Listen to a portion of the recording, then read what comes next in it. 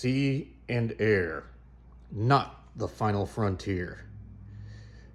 These are the voyages of the carrier Enterprise. Her 4-year mission to fight the enemy, destroy its bases, and sink its ships, shoot down its plane. To defeat the Imperial Japanese Navy, which no one had done before.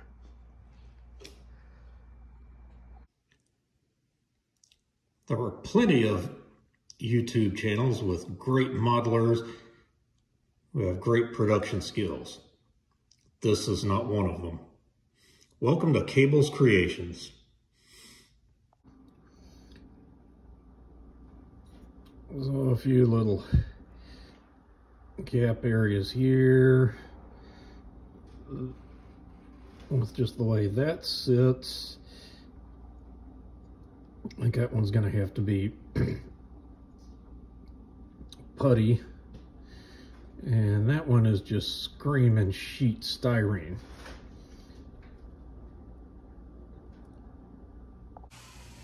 Well, I'm back at Yankee Station. Since I've got a ball cap on, you can tell it's Tuesday. So I've got my chemo pump on, and therefore can't take a shower, so cap on to keep y'all from seeing my messy hair. Back to work on the Enterprise.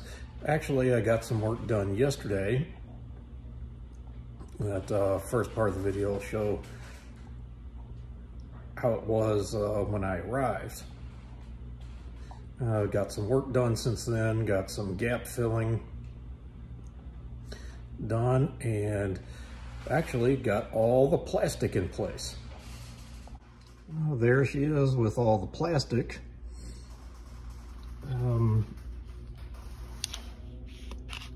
Filled a big gap. It was really kind of thin but long all around there from largely from my screw up of not putting one of the parts in on the island.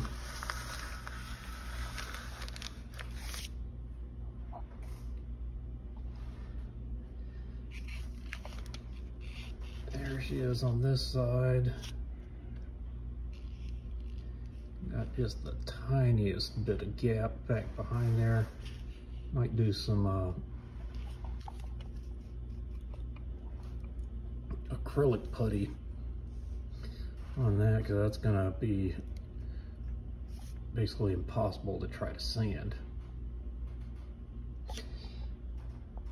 So with all the plastic being in place, that means next up is photoetch. Ugh. But did get one new purchase from, I think it was actually from Sprue Brothers, photoetch scissors. And hopefully I won't have to do too much bending.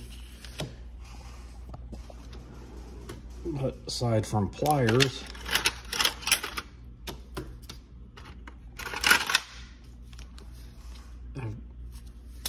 not pliers, but tweezers, and I've got these. And if you look closely, no serrations in those. You may hear these referred to as hemostats. That's actually incorrect. These are needle drivers. That's why there's no serrations in there.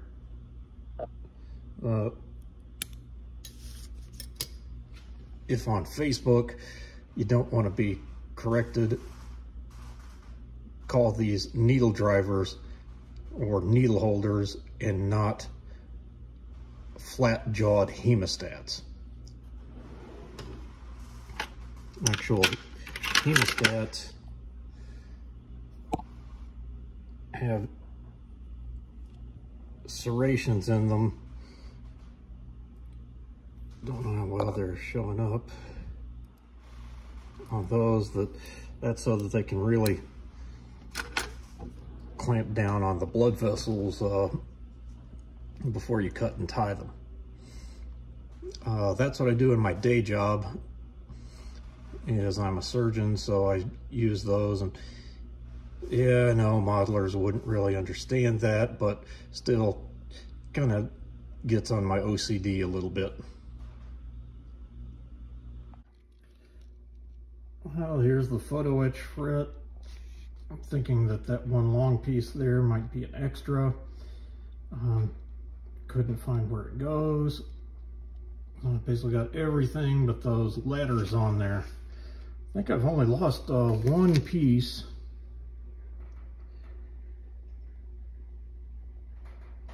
It just went pinging off to who knows where. I spent basically the whole day working on that.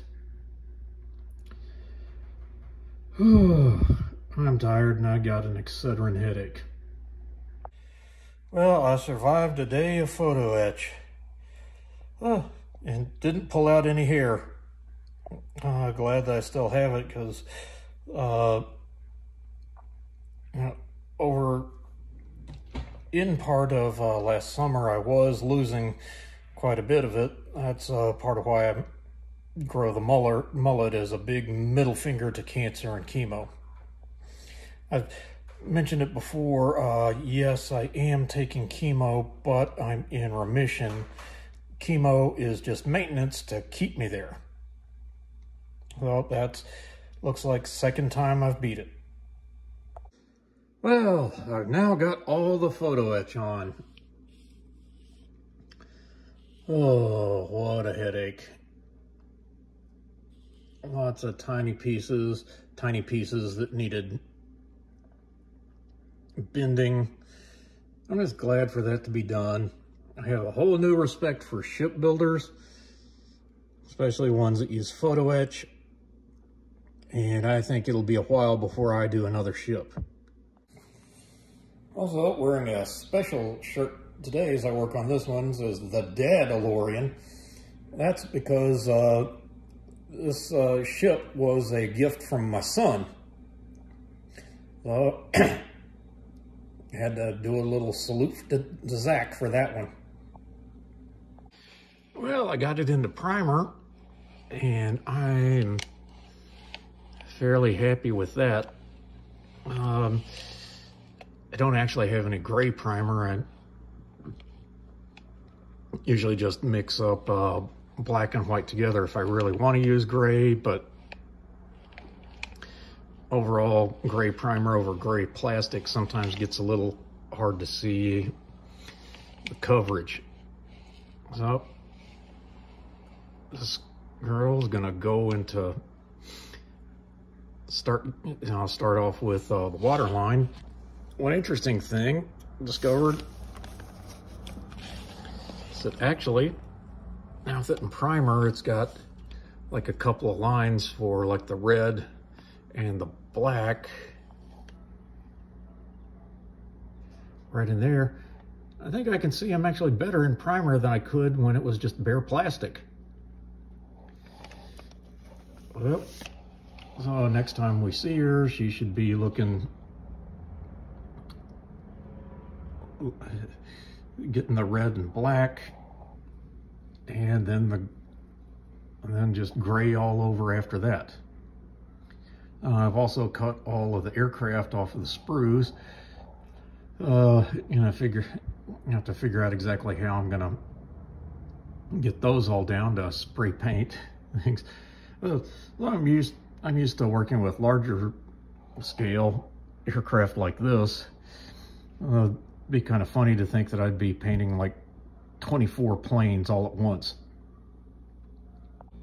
Well, trying something new, see how well this works out. So I've got this container. Yeah, it's kitty litter. That's my airbrush cleaning pot. with all the solvents and stuff. I've already poured this into that.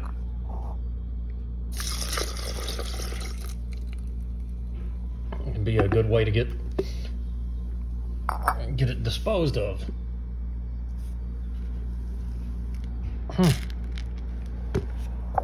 Seems to be good. So I'll just keep that until I get it filled up, and then just put it in the regular trash. So with the first coat of primer, found that there were like some lines sunk in where that square piece or rectangular piece goes into the end there, and nope, it had lines, so filled it in with putty. Got it looking a lot better, but there's still some putty remnant there that when I reprimed, still got a little putty there. Ooh, got a little bit of stuff underneath there that didn't get hit with primer. So sand and reprime. Even though that's going to be on the side where people aren't really going to see it too much, I'll know it's there. So yep, I feel like I got to fix that. Well, I'm starting to see some progress. I already shot the thin black line, then added some more masking to put the red on. Didn't have any whole red, so mixed flat red with NATO brown. So let that dry. Then I get to remask and start shooting the gray. Speak. And also got a guest somewhat close to the modeling area. That's my dog Jet. He hasn't been feeling too well the last couple of days, and by the sugar on his muzzle you can tell he's an old guy. We're guessing at least 12. So he just showed up at the mother-in-law's farm 10 years ago, and we've had him ever since. So in some areas I had a little bit of bleed through of the red, so I've remasked, and I'm gonna shoot that over with some black. And you know, that's just the first stage of having to mask off the black part as well to start doing the gray. Well, got the overspray and remasking taken care of. Something I just discovered, one thing I was planning to do would be wrong, was actually planning to paint the deck in wood tones, but come to find out that July 1941, Enterprise had her deck painted kind of a blue. So I need to figure out just what shade to do that in. I think I'll do that and then mask it off. Now I'm starting to understand why it comes with a mask set. So get that deck painted blue, mask it, and after that's done, start getting into the gray. Well, I'm hoping that's a reasonable deck blue from the photos. I think it is. I had to mix it up myself. Used some Tamiya sea blue, mixed in, I don't think it was sky gray. Which one was the darkest? This one. Dark sea gray. Well, let that finish drying out, and then kind of mask it. Painted some of the other Just gonna give everything that has kind of a vertical surface that color. Not sure if the masks will cover all that, and if not, well, they'll get slightly lighter color. Well, I think that's where I'm gonna leave it for this edition.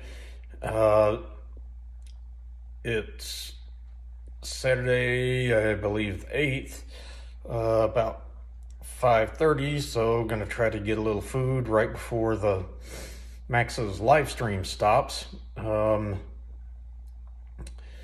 been releasing these B25 videos like on my work weeks when I'm at Dixie Station, and the Enterprise ones at the end of my work week. So that's kind of where I'm going to leave it for both of them. As always, showing you mine to hopefully make you feel better about yours.